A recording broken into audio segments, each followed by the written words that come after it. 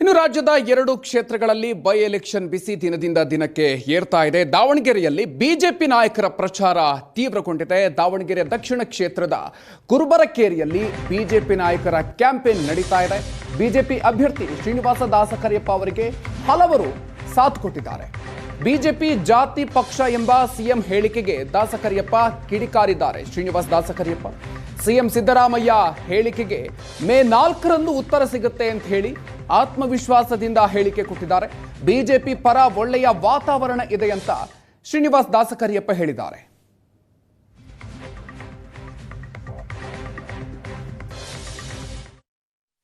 ದಾವಣಗೆರೆ ದಕ್ಷಿಣ ವಿಧಾನಸಭಾ ಕ್ಷೇತ್ರದಲ್ಲಿ ಉಪಚುನಾವಣೆ ಅಖಾಡ ರಂಗೇರಿದ್ದು ಬಿಜೆಪಿ ಅಭ್ಯರ್ಥಿ ಶ್ರೀನಿವಾಸ ದಾಸಕರಿಯಪ್ಪ ಪ್ರತಿಯೊಂದು ಮನೆಗೆ ಭೇಟಿ ನೀಡಿ ಮತಯಾಚನೆಯನ್ನು ಮಾಡ್ತಾ ಇದ್ದಾರೆ. ಈಗ ಸದ್ಯ ಕುರುಬರಕೇರಿಯಲ್ಲಿ ಮತಯಾಚನೆ ಮಾಡ್ತಾ ಇರೋಂಥದ್ದು.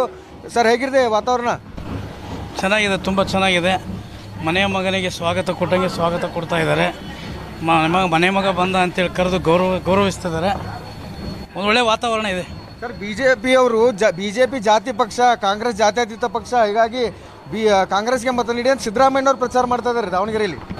ಮೇ 4ರಂದು ಫಲಿತಾಂಶ ಬಂದ ಮೇಲೆ ಗೊತ್ತಾಗುತ್ತೆ. ಅವರು ಜನರ ಬಳಿ ಯಾವ ವಿಚಾರ ಇಟ್ಕೊಂಡು ಹೋಗ್ತಾ ಇದ್ದಾರೆ ಸರ್? ಇವಾಗ ಅಭಿವೃದ್ಧಿ ಆಗಿಲ್ಲ ದಾವಣಗೆರೆ ದಕ್ಷಿಣದಲ್ಲಿ ಅನ್ನುವಂಥ ಮಾತು. ಸರ್, ಎಲ್ಲ ಬಿಜೆಪಿ ನಾಯಕರು ಒಗ್ಗಟ್ಟಾಗಿ ನಿಮ್ಮ ಪರ ಪ್ರಚಾರ ಮಾಡ್ತಾ ಇರುವಂಥದ್ದು ಎಷ್ಟು ಬಲ ತಂದಿದೆ ಅಂತ?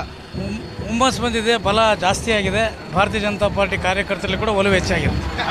ಇದು ಬಿಜೆಪಿ ಅಭ್ಯರ್ಥಿ ಶ್ರೀನಿವಾಸ ದಾಸಕರಿಯಪ್ಪ ಹೇಳ್ತಾ ಇರುವಂಥ ಮಾತು. ಕ್ಯಾಮ್ರಾಮನ್ ಕಿರಣ್ ಜೊತೆ Mantesh Kurbet, Asianet news, Davanagere.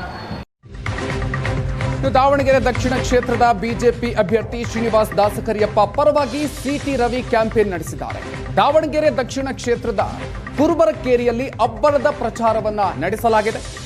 ಮನೆಗೆ ತೆರಳಿ ಮತಯಾಚನೆಯನ್ನ ಮಾಡ್ತಿದ್ದಾರೆ ಸಿಟಿ ರವಿ ಅವರು. ಬಿಜೆಪಿ ಜಾತಿ ಪಕ್ಷ ಅಂತ ಸಿಎಂ ಸಿದ್ದರಾಮಯ್ಯ ಟೀಕೆ ಮಾಡಿರುವ ವಿಚಾರಕ್ಕೆ ಸಂಬಂಧಪಟ್ಟಂತೆ ಜಾತಿವಾದಿಗಳು ಮಾತ್ರ ಈ ರೀತಿ ಆರೋಪವನ್ನ ಮಾಡ್ತಾರೆ ಅಂತ ಸಿಟಿ ರವಿ ಹೇಳಿದ್ರು. ಬಿಜೆಪಿ ದಲಿತ ಅಭ್ಯರ್ಥಿಗೆ ಟಿಕೆಟ್ ನೀಡಿದೆ ಅಂತ ಕೌಂಟರ್ ಕೊಟ್ಟಿದ್ದಾರೆ ಸಿಟಿ ರವಿ ಅವರು.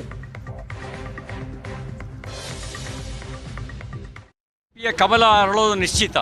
ಜನಾಕ್ರೋಶ ಕಾಂಗ್ರೆಸ್ ವಿರುದ್ಧ ಇದೆ. ಜನ ಸಂದೇಶ ಕೊಡಬೇಕು ಅಂತ ಬಯಸಿದ್ದಾರೆ. ದಾವಣಗೆರೆಯ ಬಹುತೇಕ ಕಾಂಗ್ರೆಸ್ ಮುಖಂಡರುಗಳು ಕೂಡ ಅವರು ಪ್ರತ್ಯಕ್ಷವಾಗಿ ಪರೋಕ್ಷವಾಗಿ ಭಾರತೀಯ ಜನತಾ ಪಾರ್ಟಿ ಗೆಲ್ಲಬೇಕು ಅಂತ ಬಯಸ್ತಾ ಇದ್ದಾರೆ.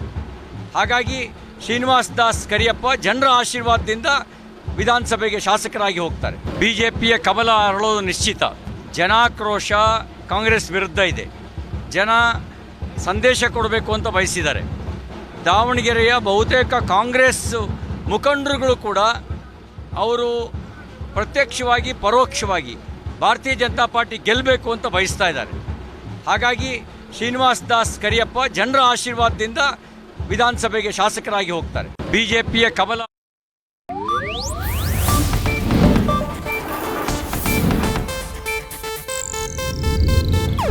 ಇದು ಏಷ್ಯಾನೆಟ್ ನ್ಯೂಸ್ ನೆಟ್ವರ್ಕ್ ಪ್ರಸ್ತುತಿ.